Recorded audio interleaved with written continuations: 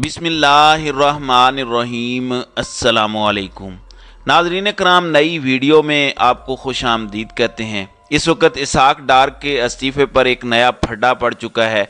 इसके साथ ही साथ army chief general Asim Munir और शहबाज शरीफ की मुलाकात में क्या बात हुई है, इस हवाले से एक बहुत बड़ा दावा सामने आया है।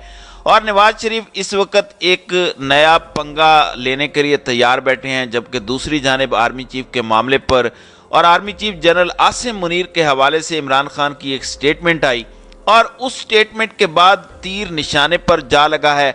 हामिद मीर ने इस सारे के सारे मामले पर पेट्रोल छिड़क दिया है और ये जो पेट्रोल छिड़का गया है, इन्होंने इस मामले पर, मैं समझता हूं कि उसकी वजह से ये साबित हो चुका है कि इमरान खान का तीर सही निशाने पर जा लगा है, क्योंकि अब जो चीखें हैं वो बता रही हैं कि असल मामला, असल माजरा क्या है। इस वक्त जो मसाइल हैं शहबाज शरीफ की हुकूमत के लिए वो बढ़ते जा रहे हैं और मुल्क भर के अंदर इंतखाबात के हवाले से चीज़ें हमारे सामने आ चुकी हैं कि पंजाब में इंतखाबात होने हैं। अब ये प्रेशर बिल्डअप हो रहा है। इस वक्त इम्पोर्टेड गवर्नमेंट पर जनरल इलेक्शन करवाए जाएं, इसका जो बोझ है वो बढ़ता जा रहा है, क्योंकि पूरे मुल्क में एक ही वक्त में इलेक्शन करवाया जाए और इस तरह से अगर होता है और पंजाब और KPK के इलेक्शन एक दफ़ा नहीं होते तो ये जो सिनेरियो है ये पाकिस्तान का बहुत सा पैसा बचाएगा। और तकरीबन हमारे पास इस वक्त जो खबर पहुंच रही है उसके मुताबिक 75% यानी 75% इसके अंदर पैसा जो है वो बचाया जा सकता है अगर विफाक और प्रोविजनल जो इलेक्शन है वो एक ही वक्त पर होते हैं। अब एक जानिब ये सब हो रहा है तो वहीं दूसरी जानिब आपको बता दूं कि अवामी नेशनल पार्टी के सीनियर रहनुमा सेनेटर उमर फारूक ने हुकूमत से अलहदगी का इंदिया दे दिया है और कहा है कि हुकूमत के रवैये से नाखुश हैं, हमें हुकूमत से निकल जाना चाहिए। अवामी नेशनल पार्टी ने शहबाज शरीफ के लिए खतरे की एक घंटी बजाई है। अवामी नेशनल पार्टी के सीनियर रहनुमा उमर फारूक का कहना था कि इस वक्त हुकूमत का साथ नहीं देना चाहिए और इससे बाहर निकलना होगा। चंद दिनों में पार्टी मीटिंग है, हतमी फैसला करेंगे।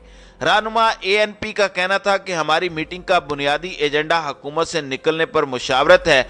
मैंने सेनेट में अपोजिशन बेंचों पर बैठने के लिए पार्टी को तहरीरी दरख्वास्त कर दी है। उमर फारूक का कहना था कि हम हुकूमत के तरीक़ाकार से नाखुश हैं।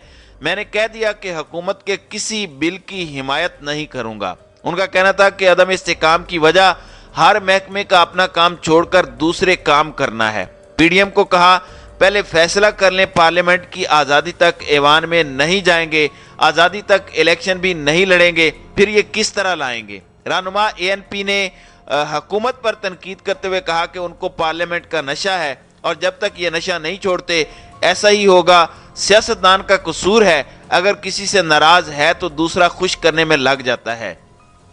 अब नाज़रीन इकराम, इस हवाले से नून लीग की मजीद यानी PDM की मजीद जो है वो मुश्किलात बढ़ गई हैं। अब यहाँ पर एक और ख़बर ये आ रही है कि PDM इत्तेहाद एक साथ इलेक्शन करवाने के लिए मजबूर है।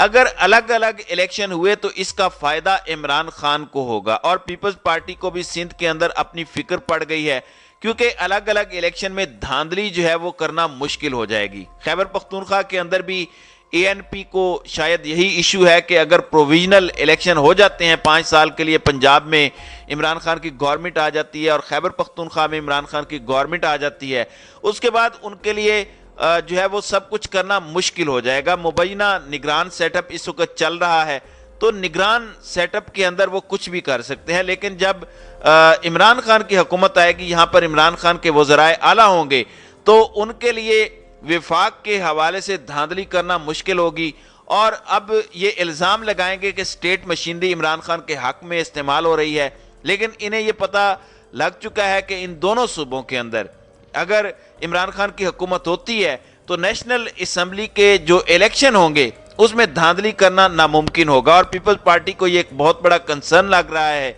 और पीपल्स पार्टी इस वक्त बहुत आगे के ख्वाब देख रही है, बहुत बड़े ख्वाब देख रही है। इलेक्शन के अंदर एक रिप्लेसमेंट के तौर पर नून लीग का वोट बैंक उन्होंने नून लीग का साथी बन के ख़त्म किया है। देखें किस तरह इनकी जड़ों में बैठना हो तो अगर आपने किसी की जड़ों में बैठना हो तो दुश्मन बनकर तो शायद आप कामयाब नहीं हो सकते, लेकिन किसी का सही रंग में बेड़ा गर्क करना हो تو اس کا دوست بن کر سکتے ہیں، اسے غلط مشورہ دے کے، اس کے کندھے پر بندوق رکھ کے، جس طرح زرداری نے نواز شریف کے ساتھ کیا ہے۔ اس لیے اب اتحاد کو مجبور کیا جا رہا ہے، وہ خود اتحاد بھی اس سارے معاملے کے اندر مجبور ہو رہا ہے کہ وہ ایک ساتھ الیکشن کروائے۔ اب یہ ساری کی ساری صورتحال جو ہے وہ اس میں آپ کو پتہ ہے کہ آرمی چیف اور شہباز شریف کی ملاقات بھی ہوئی ہے، اندرونی کہانی بھی سامنے آ چکی ہے اس حوالے سے، اور اسٹیبلشمنٹ کا جو تیر ہے، اس عمران خان کا جو تیر ہے وہ اسٹیبلشمنٹ کے حوالے سے جو سٹیٹمنٹ انہوں نے دی تھی وہ کس طرح سے نشانے پر لگایا، حامد میر نے اس کی کس طرح سے گواہی دی ہے، اس پر میں بعد میں آتا ہوں۔ لیکن پہلے اسحاق ڈار کے استعفے کے معاملے کے اوپر آپ کو بتا دوں کہ اسحاق ڈار کے استعفے کی گونج جو ہے وہ اس وقت آ رہی ہے۔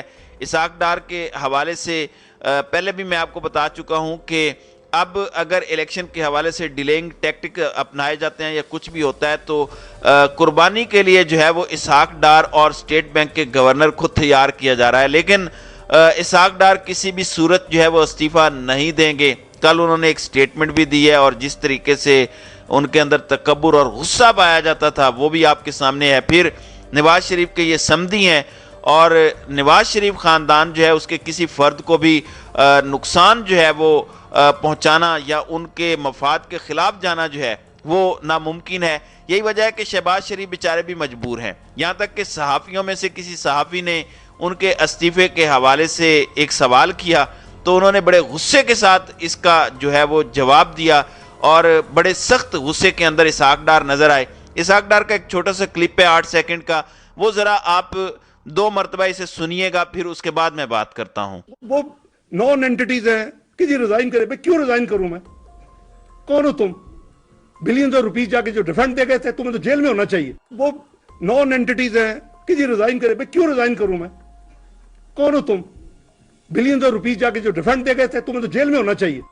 جی ناظرین اکرام، آپ نے اسحاق ڈار کی گفتگو کو سنا، ان کی باڈی لینگویج کو دیکھیے، تو اس سے آپ اندازہ کر سکتے ہیں کہ اسحاق ڈار جو ہے وہ کس طریقے سے اس معاملے کے اوپر شدید غصہ ہیں، اور نواز شریف جو ہیں وہ اس حوالے سے ایک نیا پنگا لینے کے لیے تیار بیٹھے ہیں۔ دوسری جانب سینئر تجزیہ کار ہیں کامران یوسف، ان کا کہنا ہے کہ آرمی چیف اور وزیر اعظم کی ملاقات کے اندر کیا ہوا اس سے متعلق میں کوئی دعویٰ نہیں کر سکتا، مگر یہ بات سچ ہے کہ army chief general Asim Munir اپنے ادارے کی ساکھ کو بہتر بنانے کے لیے بہت کوشش کر رہے ہیں۔ انہوں نے یہ بات رؤوف کلاسرا کے ایک سوال کے جواب میں کہی۔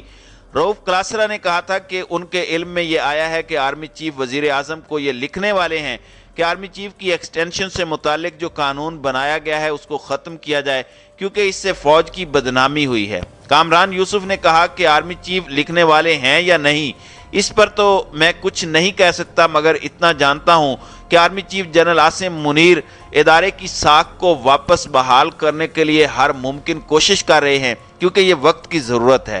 انہوں نے کہا کہ وہ پیچھے رہ کر اپنے ادارے کے لیے کام کر رہے ہیں۔ دیکھا جائے تو ISPR جنرل راحیل شریف اور جنرل قمر جاوید باجوہ کے دور میں بہت ایکٹیو تھا، مگر اب اس سے کوئی ایسی بات سامنے نہیں لائی جا رہی۔ انہوں نے کہا کہ آرمی چیف کی اب بھی غیر ملکی سفراء سے ملاقاتیں ہوتی رہتی ہیں، مگر اب آپ کو کبھی کوئی خبر سامنے نظر نہیں آئے گی۔ تو یہ ایک بہت بڑی بات ہے کہ آرمی چیف جو ہیں وہ بطور ادارہ اپنی ساکھ جو ہے وہ بحال کرنے کی کوشش کر رہے ہیں، کیونکہ سوشل میڈیا کے اوپر بھی اس وقت فوج کو سخت تنقید کا نشانہ بنایا جا رہا ہے، اور خاص طور پر گزشتہ آرمی چیف کو بہت زیادہ تنقید کا نشانہ بنایا گیا ہے۔ پھر عمران خان کے حوالے سے آپ کو پتہ ہے کہ عمران خان نے ایک سٹیٹمنٹ دی۔ عمران خان کا کہنا تھا کہ لگتا ہے آرمی چیف مجھے اپنا دشمن سمجھتے ہیں، اسی وجہ سے وہ میرے ساتھ بات کرنے کو تیار نہیں ہے۔ پھر عمران خان نے اس سے پہلے بھی ایک سٹیٹمنٹ دی، اور عمران خان نے کہا کہ تالی جو ہے وہ ایک ہاتھ سے نہیں بجتی، دونوں ہاتھوں سے تالی جو ہے وہ بجانا پڑتی ہے۔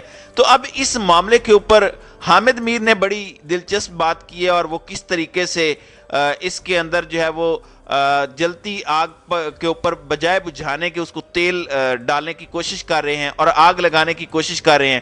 سینئر صحافی اور تجزیہ کار حامد میر کا کہنا ہے کہ عمران خان کی آج کی گفتگو کا مقصد اسٹیبلشمنٹ کو بلیک میل کرنا اور پریشرائز کرنا ہے، اور انہیں یہ پیغام دینا ہے کہ میرے ساتھ آ کر بات چیت کرو۔ اب हामिद मीर अगर ये कह रहे हैं तो तीर वाकई निशाने पर लगा है, इमरान खान की बात आगे कम्युनिकेट हुई है और कांपे जो है वो टांगने का अमल जो है वो शुरू हो चुका है, क्योंकि ब्लैक मेलिंग का इल्ज़ाम जो है इस वक्त पीडीएम के ऊपर लगा हुआ है। पीडीएम के ऊपर ये इल्ज़ाम है कि वो इस्टेब्लिशमेंट को ब्लैकमेल कर रही है कि अभी इलेक्शंस के अंदर ना जाएं, क्योंकि आईएमएफ का मुआहदा कंप्लीट नहीं होगा और मुल्क जो है वो दिवालिया की तरफ जा सकता है। लेकिन हामिद मीर उसी चीज को टर्न करके इमरान खान की तरफ ले जाने की कोशिश कर रहे हैं।